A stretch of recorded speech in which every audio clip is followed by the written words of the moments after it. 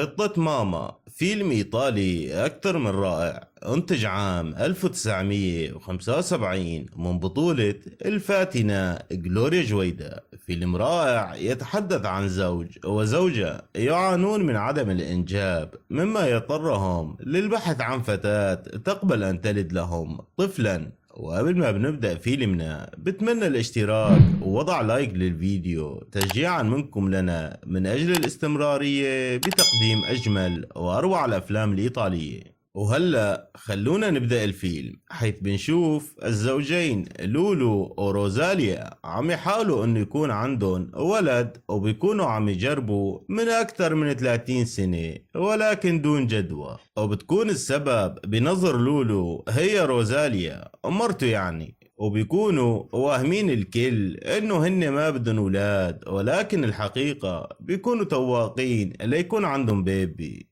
وبيصير لولو الزوج أكثر إصرارا بعد ما بيورث ثروة كبيرة بعد وفاة عمه وكل أسرته. وهون روزاليا بتصير بتشعر بالذنب لعدم قدرتها على منح لولو طفل، مما يدفعها للتضحية. يا حبة عيني انت. وبتصير تدور للولو على امرأة تنجب له طفلا، وطبعا بينبسط من هالاقتراح، وبتلاقي مرة أرملة ما عندها مشكلة بالموضوع وبيروح لعندها فعلا، بس بتطلع مرة ختيارة والله لا يورجيكن هالمنظر، وبيتركها وبيهرب. نعم يا سادة. وبيروحوا على دار رعاية ليلاقوا بنت حلوة وكربوجة، وفعلا بيلاقوا ماريتا يلي هي الجميلة غلوريا جويدا، وبيخبروها انه هن بدهم بنت تخدمهم بالبيت، وبيقنعوها وبياخدوها معهم وبيدللوها وبيغنجوها وما بيخلوها تعمل ولا شيء، حاطة اجر على اجر وقاعدة قدامها التلفزيون. وبتكون ماريتا سبق لها الإنجاب من واحد خسيس عشمها وغدر فيها الواطي، وبيخبروها انه هن بدهم بنت تخدمهم بالبيت. وبيحاول لولو مفاتحتها بالموضوع، بس بتفهموا غلط، بتفهموا على انه رايد يتبناها، وبتصير تناديه بابا. وبيستعونوا بالسيدة يلي كانت ملاقيتها روزاليا بالأول لتفهم ماريتا وتشرح لها شو المطلوب. وبتنزع جميلتنا ماريتا وبتترك البيت، بس بعدين